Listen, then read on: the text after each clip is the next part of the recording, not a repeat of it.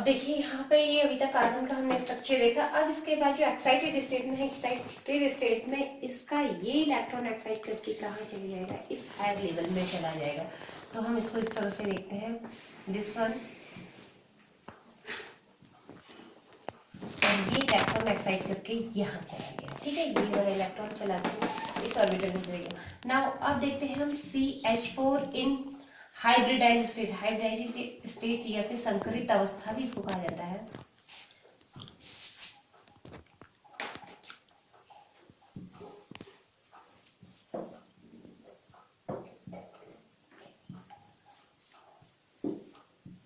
एक एक electron already पहले से है और साथ साथ में ये हाइड्रोजन। अब एक देखिए, एक हाइड्रोजन को सिर्फ एक इलेक्ट्रॉन इसके आउटर मोस्ट ऑर्बिटल में है, तो इसको अपना ऑर्बिटल कंप्लीट करने के लिए, हम अष्टक नहीं कह रहे हैं, हम अपना कक्षक पूरा करने के लिए सिर्फ एक ही इलेक्ट्रॉन की आवश्यकता है। तो एक हाइड्रोजन को एक इलेक्ट्रॉन की आवश्यकता है, तो वो कहाँ से मिल रहा है, वो इसको कार्बन के इस हाइड्रोजन से, और यहाँ पे इस इलेक्ट्रॉन से, यहाँ पे इस इलेक्ट्रॉन के साथ, और यहाँ पे हम इस इलेक्ट्रॉन से शो कर सकते हैं।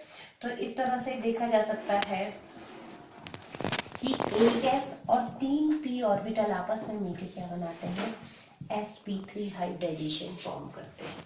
तो इसको हम कंप्लीटली sp3 हाइब्रिडाइजेशन करेंगे। अब इसी का स्ट्रक्चर थोड़ा सा ध्यान से देखते हैं। sp3 स्ट्रक्चर, ये एक s ऑर्बिटल है और 3p ऑर्बिटल की हम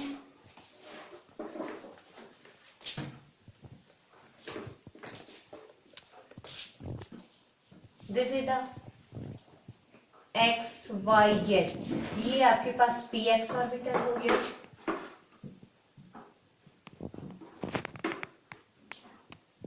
ये p y orbital, this is the p z orbital.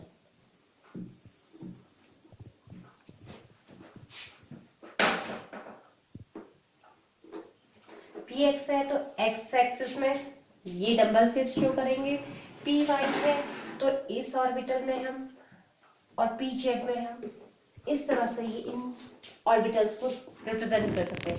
अब देखिए जब ये इस पूरे के पूरे एक एस और 3p आपस में कंबाइन करेंगे तो वो किस तरह से होंगे,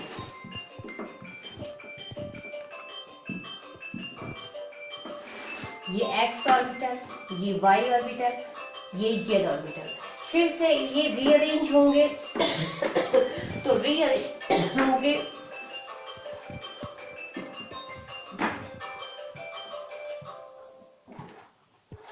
and this is the C H H H, या फिर हम इस तरह से फिर से कर सकते हैं इसको, सी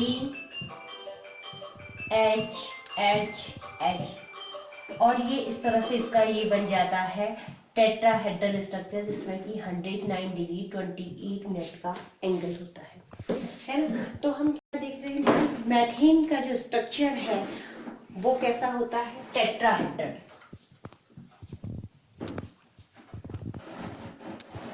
टेट्राहेड्रल या फिर हम हिंदी में चतुष्फलकीय कुछ इस तरह का कहते हैं, अदरवाइज टेट्राहेड्रल इसका स्ट्रक्चर हो गया है।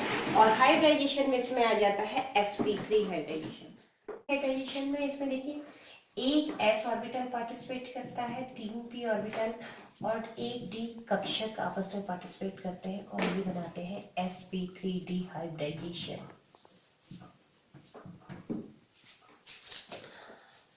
बहुत अच्छा एग्जाम्पल है, कॉमन एग्जाम्पल है PCl5। PCl5 पे अगेन जो सेंट्रल एटम है, मीन्स ये एटम क्या होगा, 5 क्लोरीन एटम से सराउंडेड हो गया। और ये सारे कुछ जो एग्जाम्पल है इनमें से ये ऑक्टेट रूल को या फिर अष्टक के नियम को फॉलो नहीं करते हैं। ध्यान से समझिएगा, फॉस्फोरस का एटॉमिक नंबर अगेन 15, तो कॉन्फ़िगरेशन हो जाता है इसका 1s2 2s2 2p6 3s2 and 3p3। देख लीजिए 2 2 4 6 4 10 10 2 12 12 और 3 15। तो हम फिर से अगर p को भी देखेंगे 15 को, तो 2 8 5 इसका कॉन्फ़िगरेशन है। तो जनरली जो 5 इलेक्ट्रॉन है वो ही बॉन्डिंग में पार्टिसिपेट, वो ही ऑर्बिटल क्या करेंगे, बॉन्डिंग में पार्टिसिपेट करते हैं। तो नाउ 5 इलेक्ट्रॉन वो देखिए वो इस तरह के हैं, 2 ये हैं और 6 8 ये हैं, 2 8 5। 2 इलेक्ट्रॉन ये है, 8 इलेक्ट्रॉन ये है और 5 इलेक्ट्रॉन ये। तो हम बॉन्डिंग में इनको पार्टिसिपेट करेंगे, करवाएंगे, तो इस तरह से इन्हीं के स्ट्रक्चर बना देते हैं 3s2 and there is the 3p3 electron. ना फास्फोरस अगर एक्साइटेड स्टेट में होगा, एक्साइटेड स्टेट में होगा तो इसका ये वाला इलेक्ट्रॉन क्या करता है हायर लेवल में। अब हायर लेवल 3p के बाद क्या आता है 3d वैकेंट ऑर्बिटल होते हैं। तो 3d वैकेंट ऑर्बिटल हम इस तरह से शो कर सकते हैं, these are the 3d vacant orbital. तो जो ये इलेक्ट्रॉन एक्साइट करेगा वो डेफिनेटली कहाँ करेगा, इस हायर एनर्जी लेवल में करेगा। तो हायर एनर्जी लेवल को हम इस तरह से शो कर सकते हैं,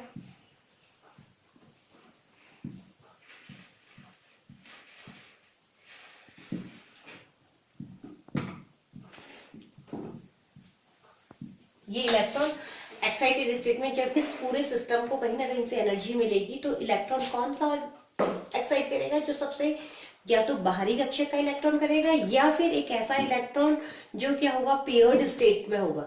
तो पेयर्ड स्टेट वाला ही इलेक्ट्रॉन क्या करेगा एक्साइट करेगा। नाउ PCl5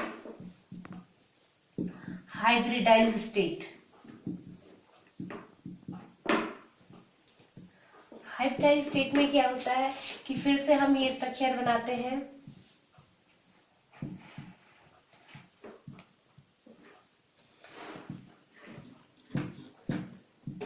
ये तो है ये। अब इस क्लोरीन के बारे में थोड़ा सा देखते हैं। क्लोरीन का एटॉमिक नंबर होता है 17, कॉन्फ़िगरेशन होता है इसका 287। तो इस एक क्लोरीन को सिर्फ कितना, एक इलेक्ट्रॉन की जरूरत है अपना ऑक्टेट कंप्लीट करने के लिए। तो यहाँ पे टोटल कितनी क्लोरीन है, 5 क्लोरीन। तो 5 क्लोरीन, एक क्लोरीन यहाँ पे, दूसरी क्लोरीन यहाँ पे अपना एक एक इलेक्ट्रॉन की पेयर शेयर करके, तीसरी क्लोरीन यहाँ पे, चौथी क्लोरीन यहाँ पे और पांचवी क्लोरीन यहाँ पे, इन फास्फोरस के ऑर्बिटल के साथ कंबाइन करके क्या फॉर्म करती है 1s प्लस 3p के ऑर्बिटल दिख रहे हैं आपको और 1d का ऑर्बिटल शो हो रहा है। तो इस तरह से फॉर्म होता है sp3d हाइब्रिडाइजेशन। ठीक है, अब हम थोड़ा सा इनका स्ट्रक्चर देखते हैं। ये तो आपको पता चल गया कि sp3d हाइब्रिडाइजेशन इस PCl5 में है। अब इसका स्ट्रक्चर देखिए, अगेन एक s ऑर्बिटल है, s ऑर्बिटल का शेप आपको पता ही है स्फेरिकल शेप का होता है। 3p ऑर्बिटल है, 3p orbital, this is the x y z, this is the px है तो इस ऑर्बिटल में लोग शो होगा, और py है x y z तो ये इस तरह से शो होगा, और pz है तो ये इस ऑर्बिटल में शो होगा, प्लस एक d ऑर्बिटल है तो d ऑर्बिटल का हम इस तरह से शेप देखते हैं, this is the x y z। तो ये क्या होता है, इस तरह से डबल डंबल शेप होता है, तो हम इसको इस तरह से शो कर सकते हैं। तो ये सारे के सारे जब आपस में कंबाइन करेंगे तो ये कैसे फॉर्म होते हैं, अब देखते हैं। 1, this is the s orbital, this is the px, this is the pz, this is the py and these are the this is the dz, dxy, so this is the dxy। इस तरह का ये पूरा structure क्या होता है, ये सारे ऑर्बिटल आपस में कंबाइन करते हैं और इस तरह का कॉम्प्लिकेटेड स्ट्रक्चर होते हैं। और यही कॉम्प्लिकेटेड स्ट्रक्चर्स में ये ऑर्बिटल्स अपने आप को क्या करते हैं, रीअरेंज करते हैं। तो रीअरेंज करने के बाद वो इस तरह से अपने आप को शेप में फॉर्म करते हैं।